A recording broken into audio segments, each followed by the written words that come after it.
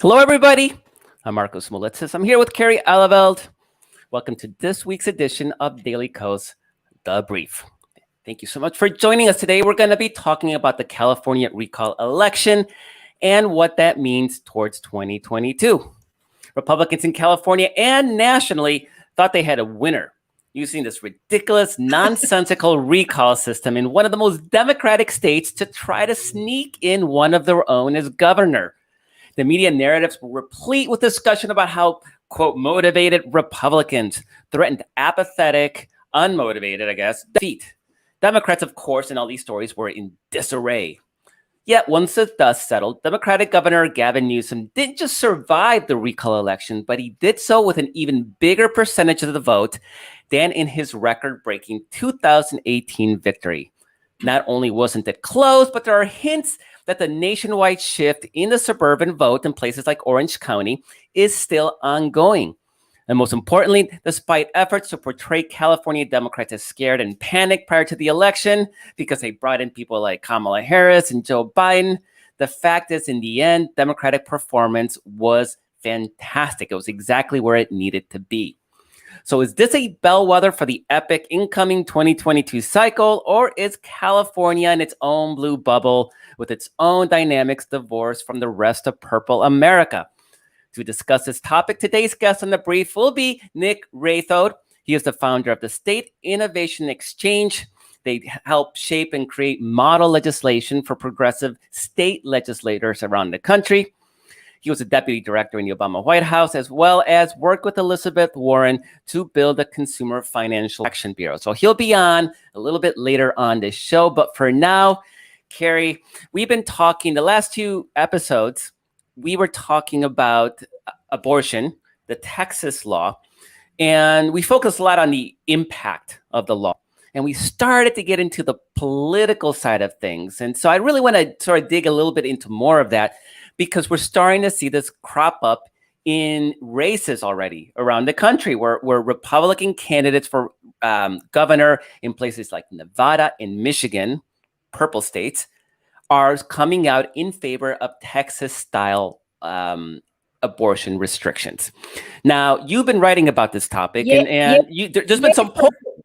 Can I just say yay for vigilante justice? What a great idea that Republicans have brought to us. Just total chaos in our law enforcement system. Anyway, go ahead, please. Sorry. No, so tell us about some of this polling this early polling on this Texas law, because right now I'm not seeing a lot of upside for Republicans. No, zero upside. I mean, there's two things to consider.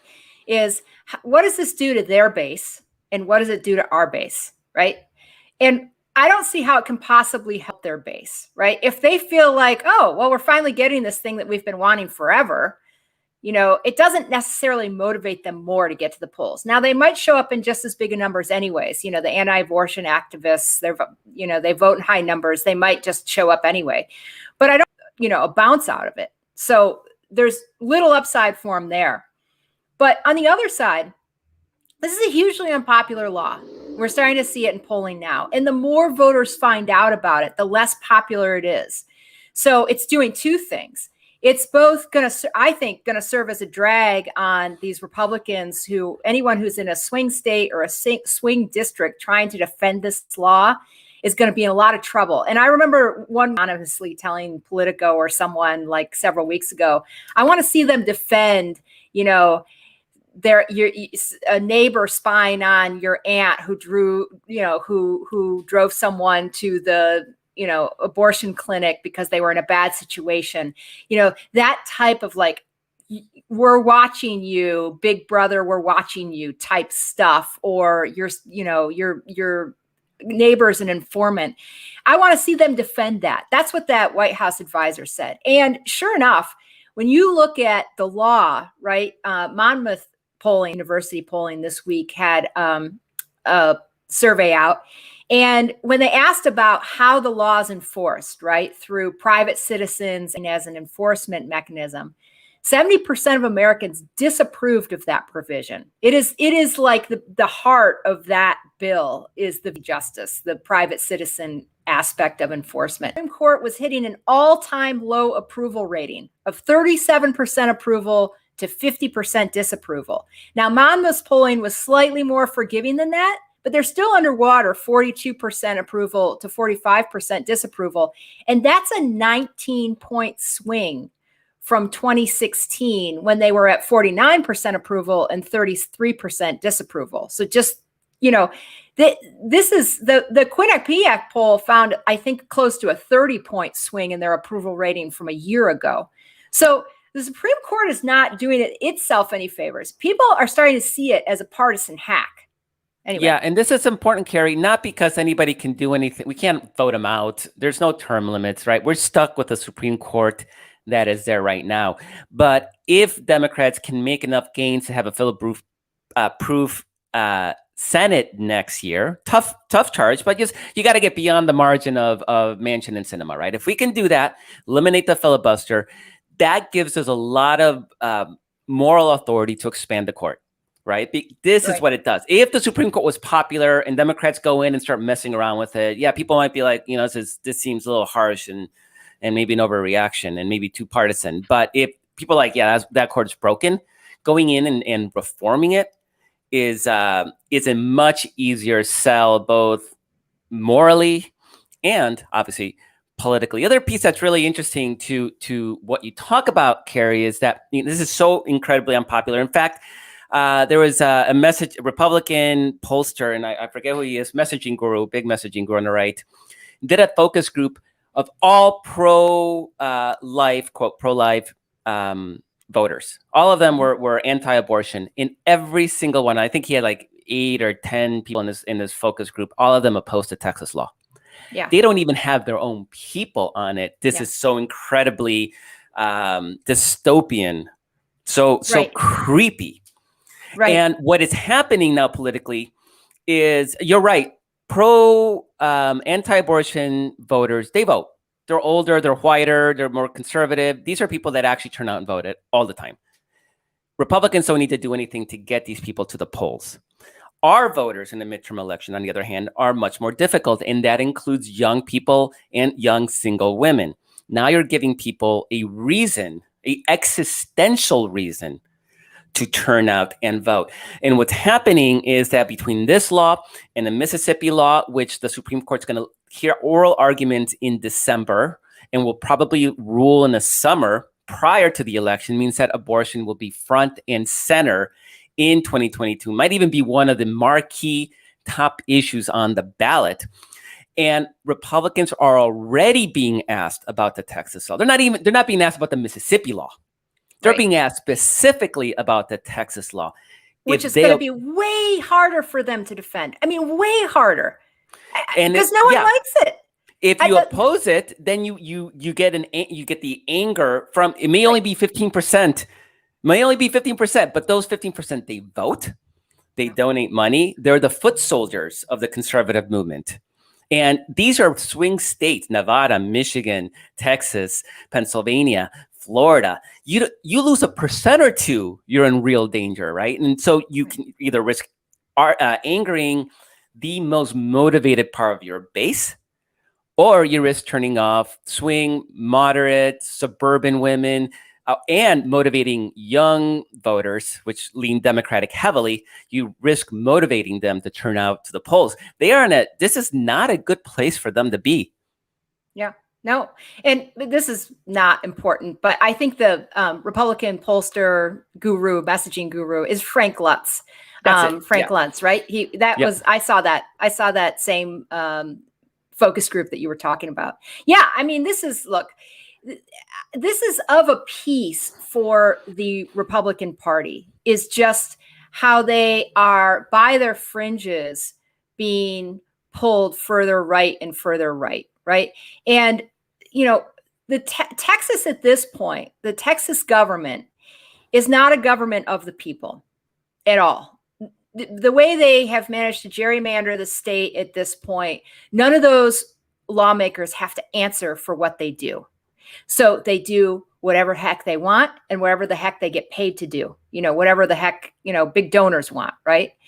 And so, in this case, the Republican Party and the Republican candidates nationwide are being pulled to the right by the fringiest of state governments, the Texas state government, and the law that they wrote, right? The Mississippi ban, while I 100% disagree with it, isn't a 6-week ban, which is basically all abortions, which is, functionally all abortions, right? Yep.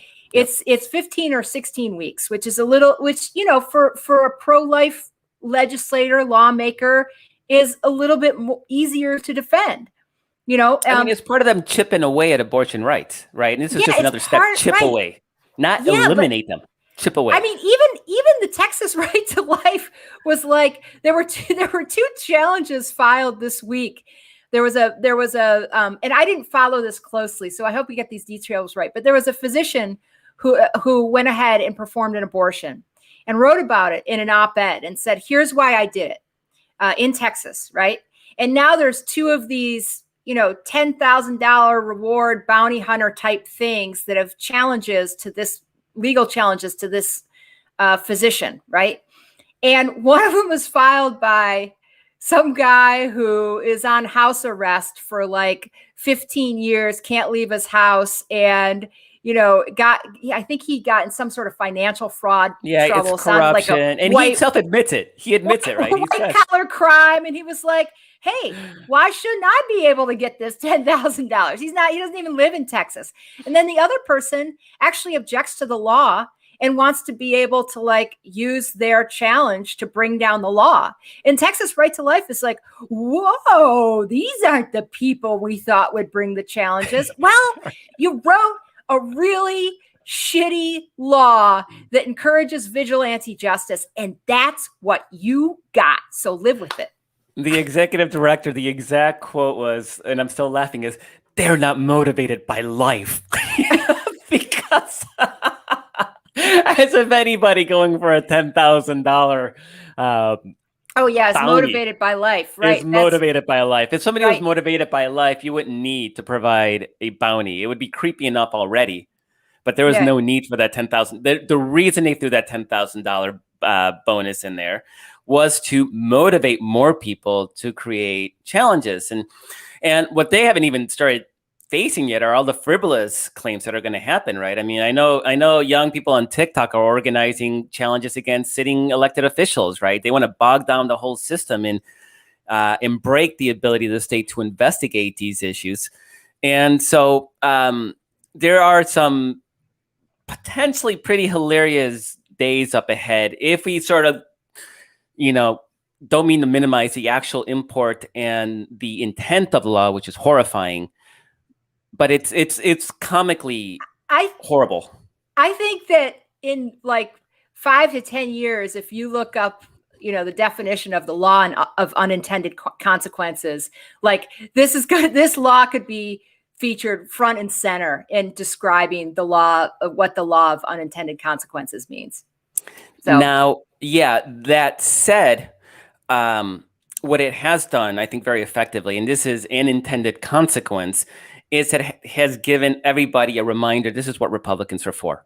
And this is what the Supreme Court is willing to allow. And the Supreme Court may still invalidate this specific law. I think there's no chance that the Mississippi restrictions don't get rubber stamped by the Supreme Court. But this issue will be front and center in 2022. And there was, I think, almost a sense of the boy who cried wolf when liberals said, Republicans want to take away our right to choose, right? And it was like, oh my God, you've been talking about this for 50 years now, right? When this Roe v. Wade, early 70s, it's like 50 years, we're like, they don't really want to pass a law to ban this because this is how they motivate their crazy base. And so whatever, we're protected. Supreme Court will protect us. And suddenly they got the Supreme Court they wanted.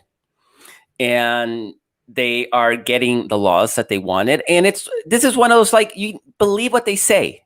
Nobody should be surprised that this is happening because they never pretended otherwise.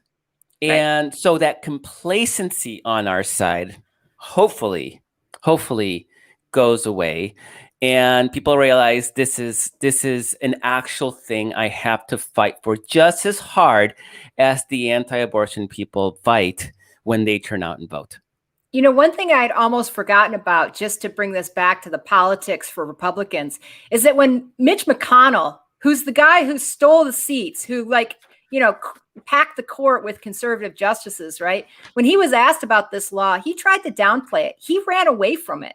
So when he was asked about it a couple of weeks ago, and he said, "Oh, I think it was a technical decision from the Supreme Court, and I don't think that this is going to be, necessarily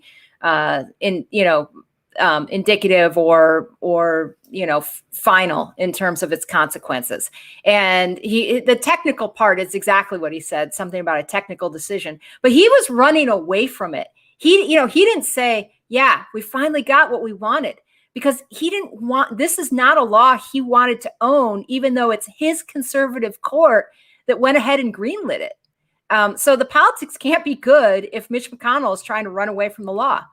Yeah, I think they really would rather the Supreme Court keep bailing them out so they can pass a law, pretend to be doing something about it without having to suffer the political consequences of going through with a unpopular platform, especially when you're taking people's rights away. That is always extra fraud. Giving people new rights, that's a little harder. But taking somebody's right away, that's never, I think, a good place to be politically. So, Carrie, our guest is. Yep. Oh, sorry. You want to? I was just going to say, if you want to talk about taking people's rights away, motivating someone, I will say that was one of the things that motivated the LGBTQ community at the beginning of the Obama administration was Prop 9 in California that actually took marital rights away from same-sex couples. And there was something just guttural about having, the bans were one thing, but having rights taken away like that, it was such a huge wake-up call. And I think it's why the LGBTQ community came into the Obama administration fired up and ready to demand action from the administration. Anyway, go ahead. Yeah, no, and that's actually a great point. There was fury. I mean, it was a palpable, visceral fury. Mm-hmm. And this is what Republicans are doing right now. They're waking up people that otherwise might not be, that might be disengaged politically.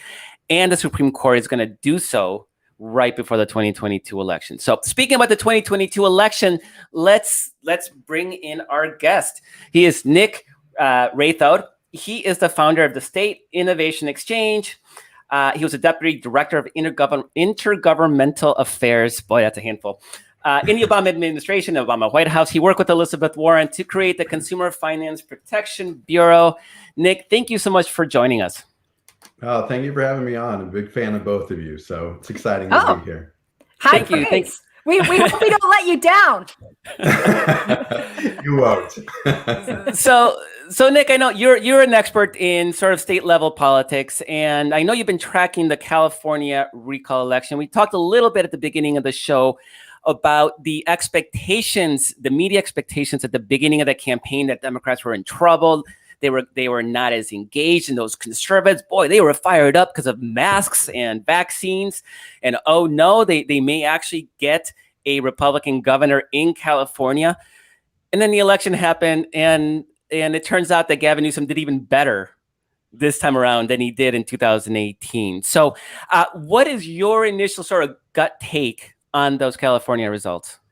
Well, thanks again for having me on. But, my initial take is that this began and ended with COVID and the mandates. And once Gavin Newsom started leaning in on that and focusing there, and you couple that with the fact that they had this cartoon character in Larry Elder running against him, I think the fear of having a person like that at the top of the government in California scared a lot of people. And then you have the advantage of the money and voter registration amongst Democrats. All of those things coupled together, I think, really brought it home for the Democrats in California.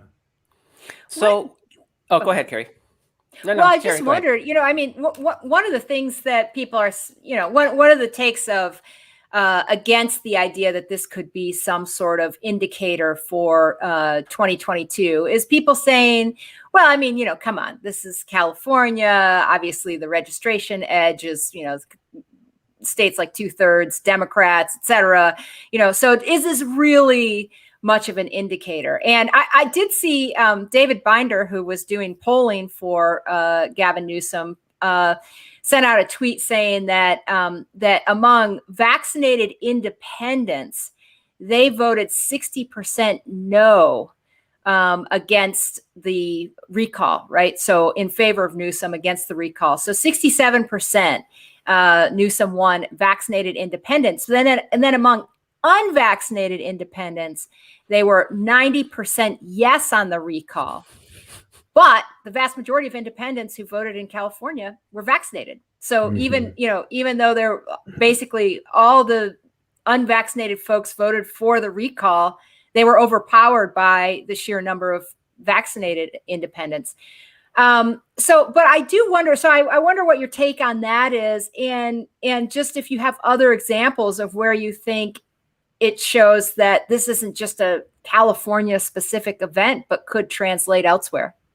Yeah, I mean, I think if there's one lesson to take away, it's that one. And looking through the frame of who's been vaccinated and not vaccinated, there was like a moment in time in the cycle of COVID where anti-vaxxers were, really had a lot of energy. There was a lot of, voices and that sort of thing. And I think there's an anti-vaxxer movement happening in the country as well. And that's what you're seeing in those polls. And what you draw from that is that, to your point, independents and some Republicans who have been vaccinated, those people are pretty large numbers, will be, are those people that we can speak to as Democrats. They're the ones that are like, I believe in some of Trump's policies. I believe in, small government, whatever, tax, that sort of thing, traditional conservative values. But this thing with COVID, we're done with. We got vaccinated. Who are these people that are like, my kids are in school now and saying that they can't be vaccinated, no masks, no, that sort of thing? I think that is, that's ripe for Democrats to play on and build on, and especially going into the midterm elections. It will drive the election. And you're seeing some of that rhetoric and lessons learned here. I'm in Virginia in the governor race that's coming up here. Can you speak a little bit more to that then? Yeah. So, I mean, in Virginia, just to give your listeners kind of a landscape, a context of what's happening here, we have been trending blue for some time. We haven't had a Democrat governor since Bob McDonnell in 2009 Republican. when he was a Republican. You haven't had a That's right. Sorry, Republican. And since then, we've had Democrats winning statewide. We've had, cycle after cycle where Democratic presidential candidates have won since that period of time. And so we've been trending blue. But what's been happening, I think, this time, and what traditionally happens, or it's happened in Virginia, is that because we're off year, we're right after the presidential election, it usually would swing to the opposite party that's won the presidency. And that this year, historically, that would traditionally be Republicans. And the difference between what's going on in what happened in California and here is that they're running someone by the name of Glenn Youngkin. Youngkin was the former co-CEO of Carlyle Group. He is sort of cut from a similar cloth as a lot of Northern Virginia suburban residents. He's affable, he's nice, he doesn't seem crazy. He's not a cartoon character like Larry Elder and like Herschel Walker and some of these other people that they're trying to run. And he's appealing. And I think that there is something to that will be different from California. The other thing I think that's playing out here, and I think this is also one of the headwinds in Virginia to be looking out for, both in Virginia and then in the midterms, is that especially in the suburbs here, I have 3 kids in school, and there was a lot of frustration with Democrats about the opening of schools, especially here in Arlington County where I'm at. And there was a tendency to blame the Democrats, teachers unions, that type of thing.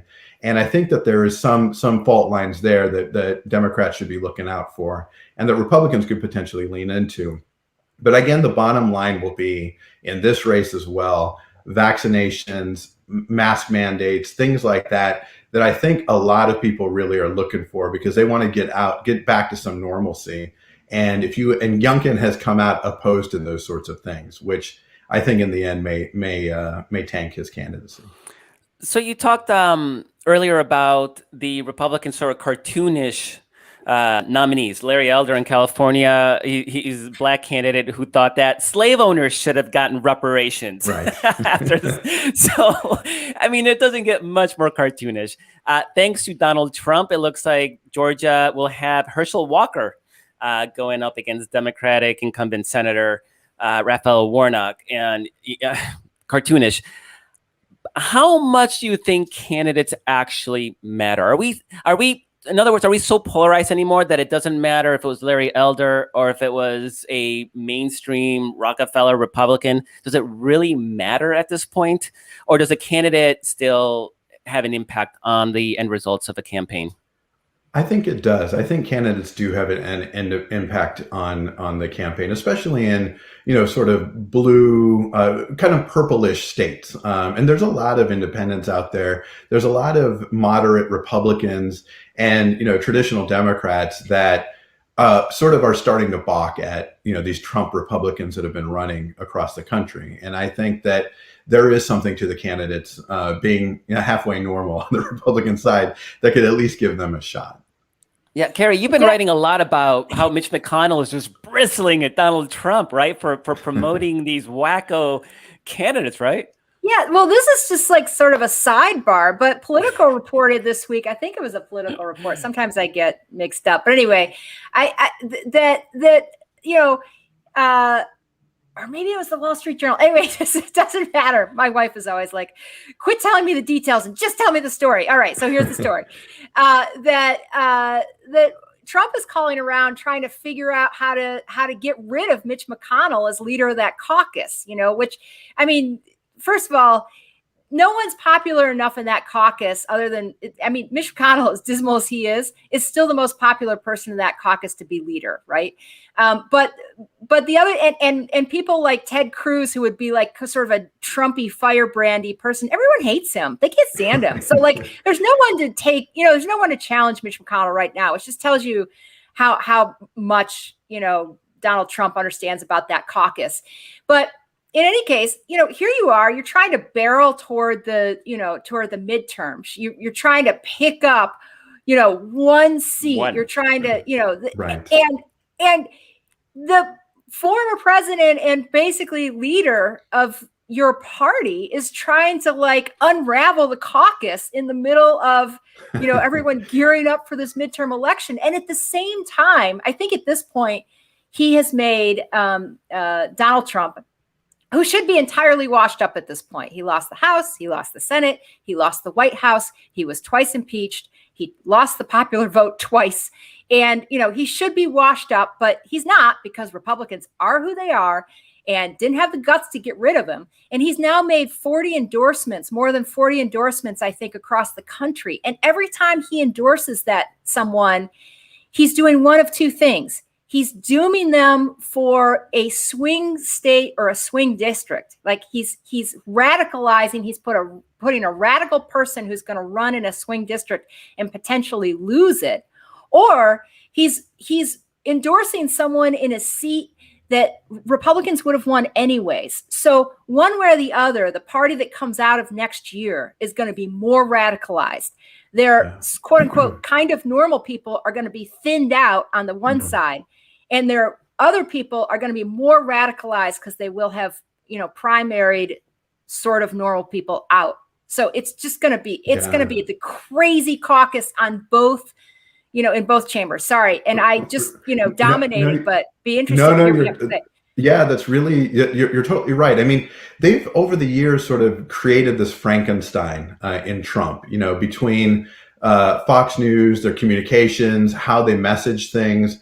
That's one sort of set of things. And then even gerrymandering, how they've drawn districts that are so extreme that you get these crazy people that come out of those places. And you're right, they will be centered on those people. And yet again, I mean, this is not some badge of honor for Democrats. We have not done a good job in winning state legislative elections. I could go on for hours on that. But yet again, in many states, they'll be redrawing these lines at a very extreme, in a very extreme way, which I think will further consolidate and solidify them in the sort of camp of crazy elected officials that Marjorie Greene Taylors, those people will be coming out of. So that'll be very interesting. And like I said, thank goodness for that, because we also have a lot of problems as Democrats, that we running into this election, if they had some level of normalcy or whatever, they would probably run away with the midterms, I think,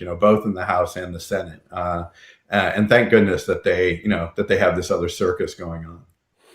So speaking of circuses, Trump is so intent to really inject himself back into sort of center stage. So historically, the first midterm after a new president is a bloodbath for that president's party. I mean, I think the average loss for the incumbent party is about 30 some seats in the House.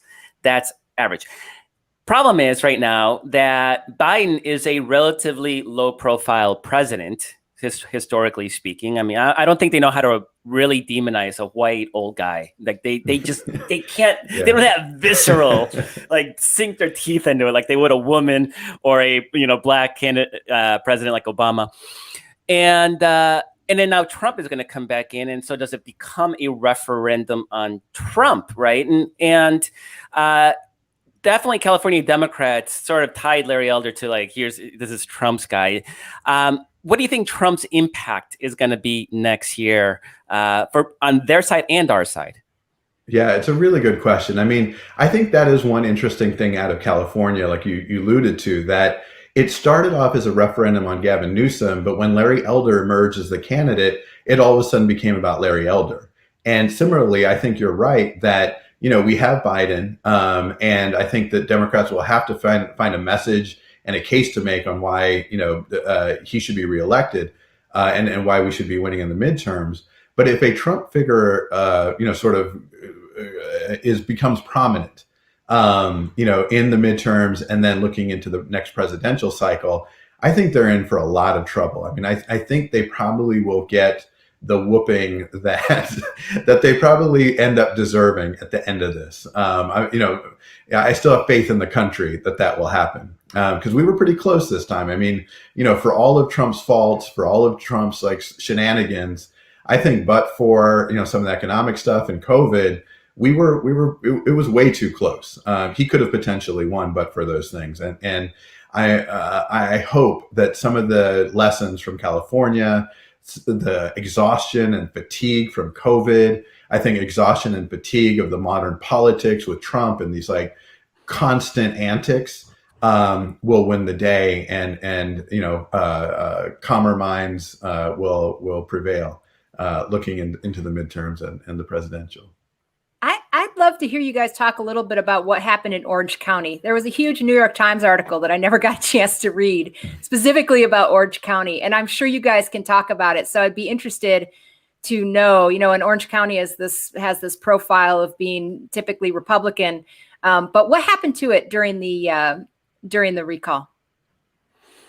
So, I mean, it swung. Gavin Newsom won the recall in Orange County. Certain demographics, Vietnamese voters, Little Saigon in Orange County swung heavily. We're talking about 30 points. These voters, they responded to Donald, just like Cuban American voters in Miami. Vietnamese voters in Orange County responded to the whole socialism attacks, and thus, I think it's one of the few Asian groups, if not the only Asian group, that actually supported Donald Trump. And it all swung heavily back. So there's that hope that the suburbs continue to trend in our direction the way they have in places like everywhere.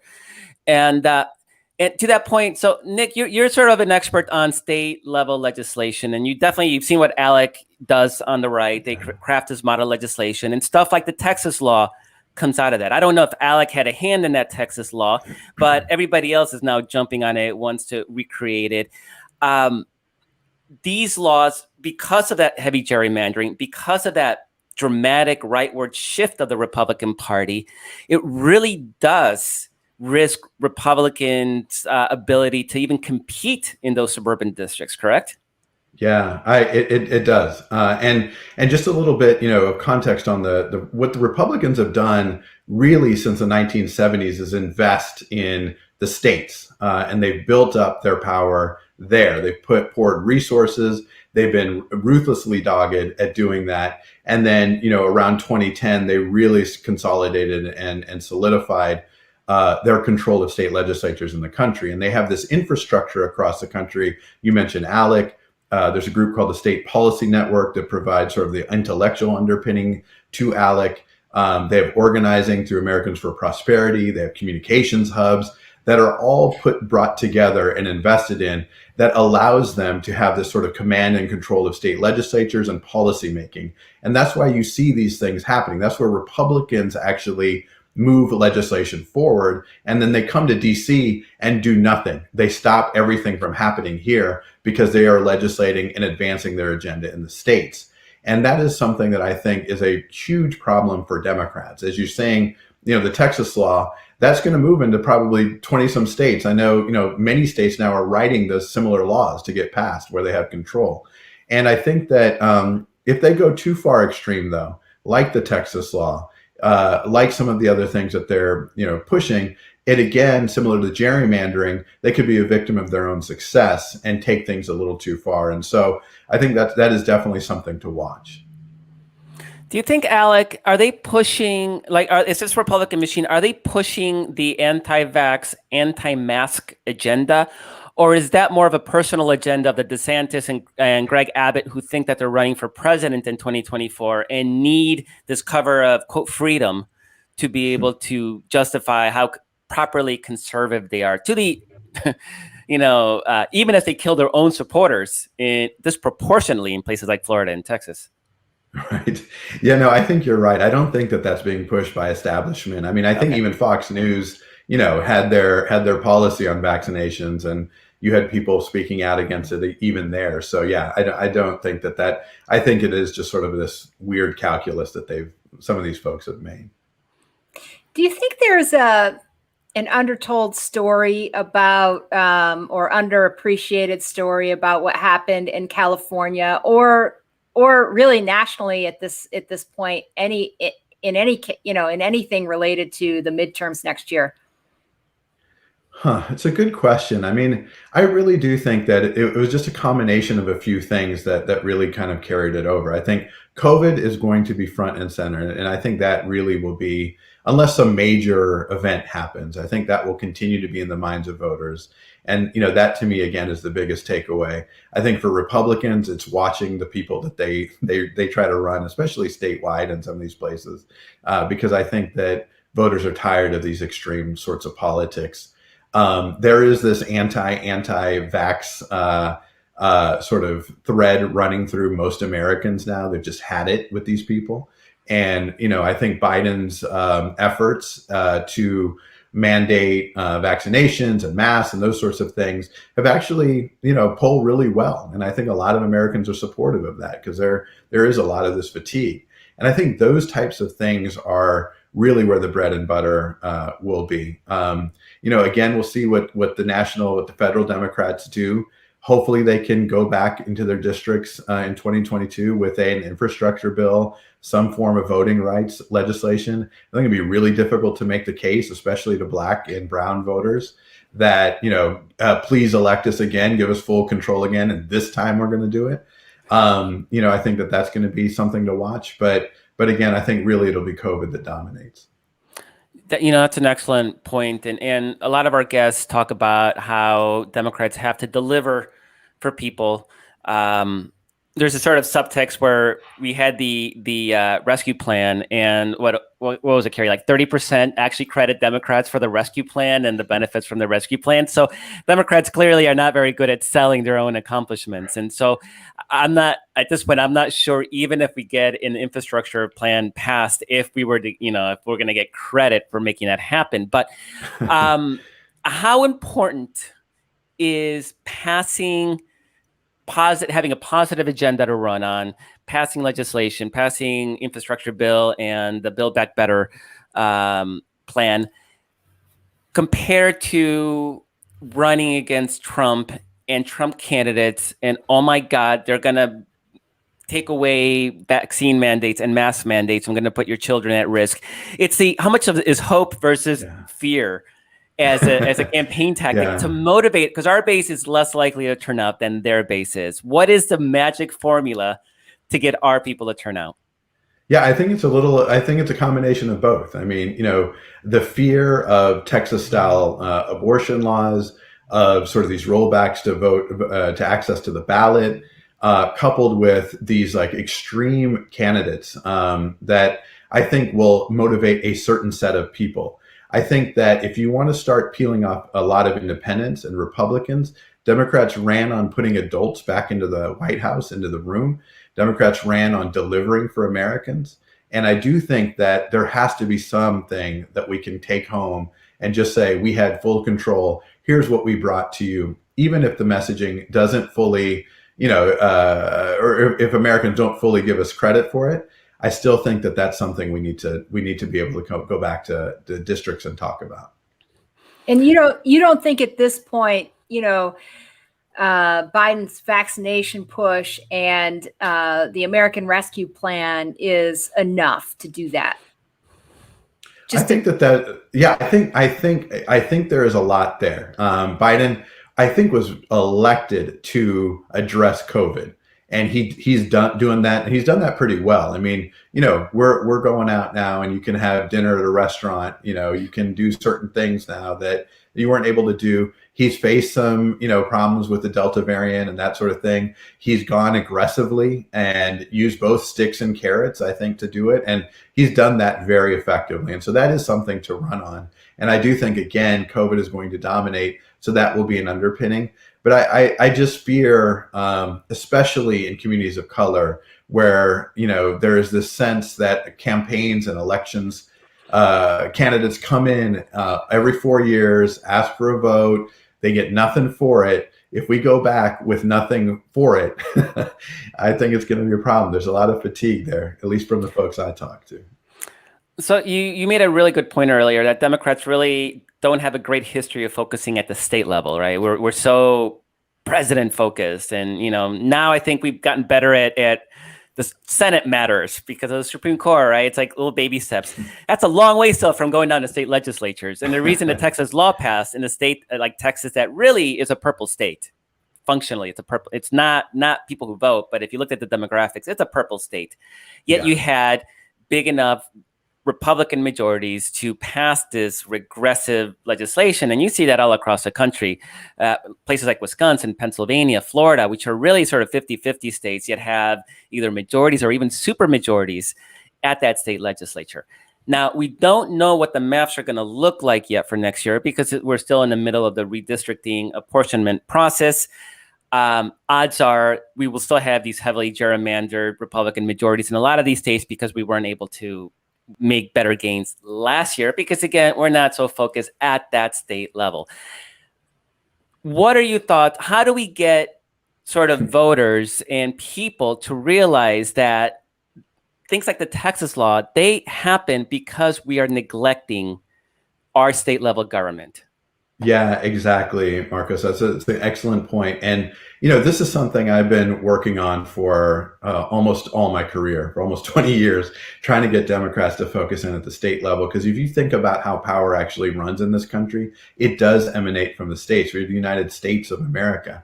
And what Republicans have figured out a long time ago is that not only can you control policymaking at the state level if you have control, that's where sort of the pipeline for new candidates come from. There was a young Barack Obama in the state legislature that eventually became president. That's where you mentioned redistricting comes from. That's also where people learn and get to know how government works and policymaking works, and they get messaging at that level. You reinforce what laws are that eventually then emanates up to the federal level. Immigration is a really good example of this. To this day, you still hear people talking about, even Democrats, let's secure the border first. We're a nation of laws. And then they'll go into like, oh, everything. But that has been reinforced for the last 20 some years at the state level by Republicans. And that, for whatever reason, or actually for a lot of reasons, is what the frame is. And there's so many of those policies, so many of those laws that they've been able to frame in that way. And so it is just a combination of a lot of things that we just miss when you miss investment at the state and local level. And so, I mentioned the infrastructure that they have. We need to build similar infrastructure in the states. We need to invest in state legislative races. A few $1,000s here and there at different legislative races could make all the difference in changing the composition of the state, of redistricting, of how people learn laws, all of those sorts of things. And so my prayer and hope is that one day we'll get it. And I thought we were close when Trump won and people were starting to look at the states again. But all of a sudden, it seems like they've forgotten it. So unfortunately. Yeah, I was gonna give you an opportunity to pitch something, and I still want to give you an opportunity to pitch something, but you actually pitched something great right there, and it's something that Carrie and I have definitely banged the drums on in Daily Kos too, is the importance of state legislatures. We always, every cycle, we endorse in key state legislative races, trying to win state legislatures, because again, that's where a lot of this legislation happens, the anti-voter restrictions, the anti-choice restrictions. But then you look at a state like Oregon or California or Washington, where it's easy to vote. It's convenient to vote. Women don't have any restrictions on their right to make medical decisions with their doctors, even if that means an abortion. It makes a difference what happens at that state level. And so I'm glad you brought that up. And I noticed real passion in your voice too, bringing that up, right? I mean, clearly it's something you care about. Is there something else you want to sort of suggest that our readers and our listeners and our viewers, they're a very activist crowd. Like, what should they what do you want them to do? Well, first of all, I love the readers and listeners, and I'm a big fan of Daily Kos just generally. And both of you have been excellent at sort of banging the drum about local involvement, and that's really where my head is, and that's sort of my pitch, is that it can get frustrating watching what's going on in Washington. You see Joe Manchin, you see Kristen Sinema, you see these people just holding up this entire agenda. But if you just turn around and look in your backyard, there is real opportunity at your school board level, at the county level, at the state legislative level, to make real difference in your community and in the lives of your children, your family, those sorts of things. And organizing locally, focusing locally, I think is the way you will win. It'll feel good. You'll see you're going to make a difference. And that's how you make change. Start running for stuff locally. Start investing in local candidates. Start putting money and effort and resources there. Let the circus happen in Washington, because we can build up from the grassroots. And I know that's exactly how you all think. And my hope is that we can reorganize and refocus ourselves there. Yeah, I love the idea of let the circus happen in Washington. There's only so much we can do right now, particularly with Kristen Sinema and Joe Manchin being obstructionist a-holes. There's a lot of things we can objectively, affirmatively do. Carrie? Can I just ask real quick, since, you have a perspective of having worked in the White House as much as you have this ground level, this grassroots level at your core. What do you think is is the White House pushing hard enough on voting rights, on the voting rights bill? Do you think that they're doing what they need to do in order to get that across the finish line? Or are they just too focused on the infrastructure stuff right now to get to it? Yeah, well, it's sad if that's the case. And I think that is unfortunately the case, that there could be a lot more. I mean, I think Biden has used some of his bully pulpit to be able to make the case, but they should be on a daily basis. I mean, this is fundamental to our democracy to get the, access to the ballot. I mean, that's what we were founded on. And the fact that we aren't talking about this more, it's sort of, ebbs and flows in the headlines, is a problem. And I do think that there needs to be more of a push. And one of the lessons from the Obama years is to get out there more, to communicate more, to try to sell things more to the American people. People are open. I think people are reasonable in how they view the world and what they see, what's going on. The thing that Republicans capitalize on is disinformation, people being uninformed. And, we have an opportunity, because we have the presidency, to change that. And I hope that they can do more of that. Nick Rathod, just a little funny aside, I went on YouTube and trying to, how do you pronounce your last name, right? And I saw 4 different places and they all pronounce it differently. Yeah. Finally how do you pronounce it, Nick? Rathod. Rathod. Finally came Rathod. across a Charles Blow interview where he said, "Did I say it right?" And you said, That's "Yeah." right. Yeah. It's so funny. So Nick, thank you so much for joining us. Nick is the founder of the remind me, the State Innovation Exchange. Yes. Yeah. Thank you so much for joining us. It's been a real pleasure. Yeah. Thank you both. Take care. Bye-bye.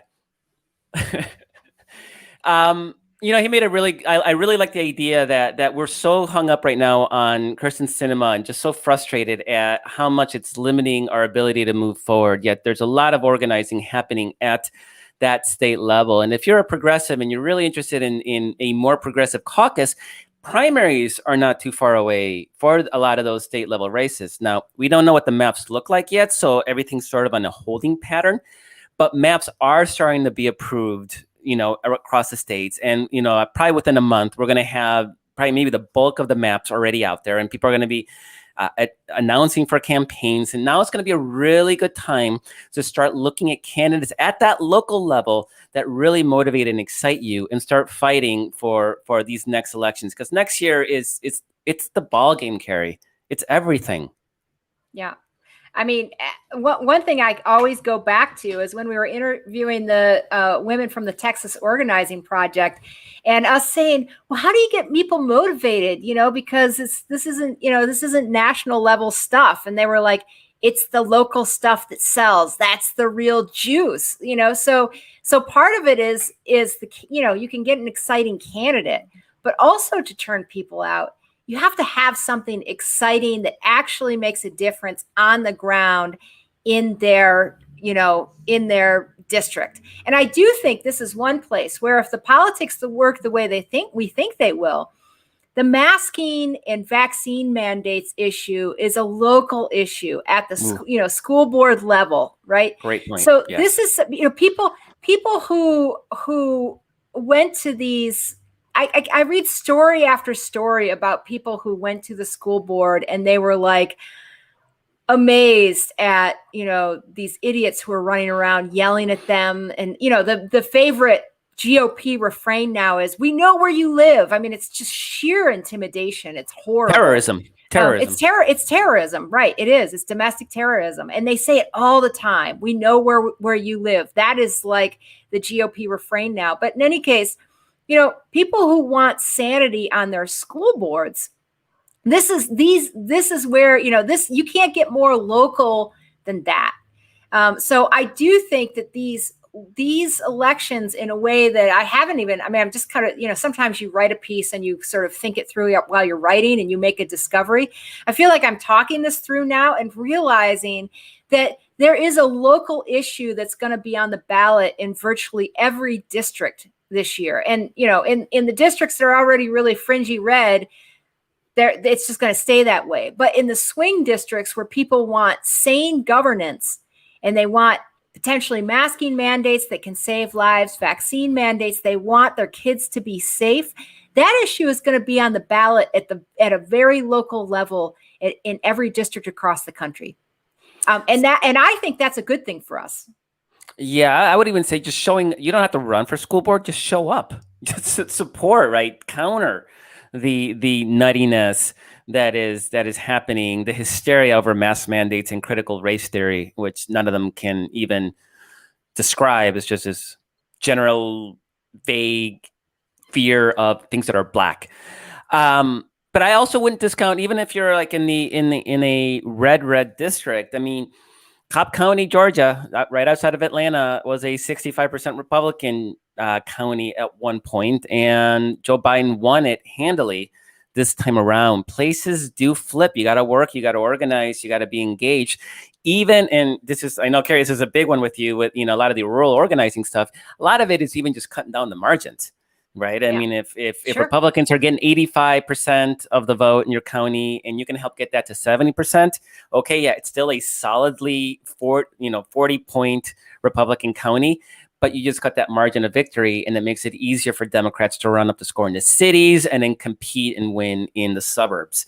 Right. That is the game. Every precinct is a battleground. Every precinct is part the campaign effort. And every cycle we say this is the most important cycle ever, right? But it is. I mean, unfortunately, every cycle is existential. We just found out that Republicans, the Trump, people, they had a well thought out legal memorandum on how they were going to steal the election, and it all hinged on one person, on Mike Pence. And he only decided not to do it when he talked to Dan Quayle. Dan Quayle. Our democracy was saved by Dan Quayle. But apparently we haven't, I mean, if you look at it that way, I haven't been given Dan Quayle enough, He shouldn't get any credit. He saved our democracy. He shouldn't. We shouldn't be in a place where Dan Quayle is the deciding vote.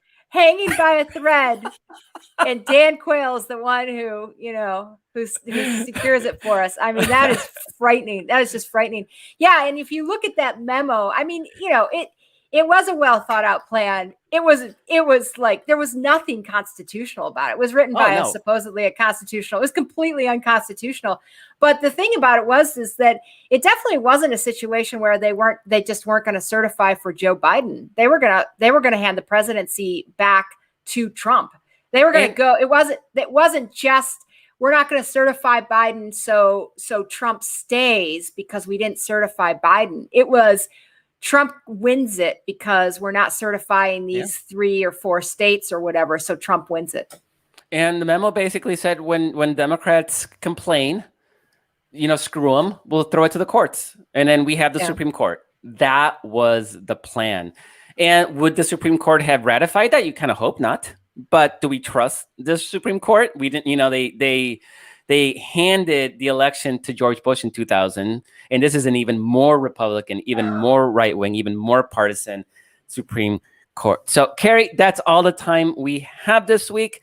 Thanks to Nick of the State Innovation Exchange for joining us and talking about 2022 and how California, New Jersey, Virginia factor into what next year is going to look like, and the importance of state level organizing, not just at the federal level, but also your state legislative offices. Critically important.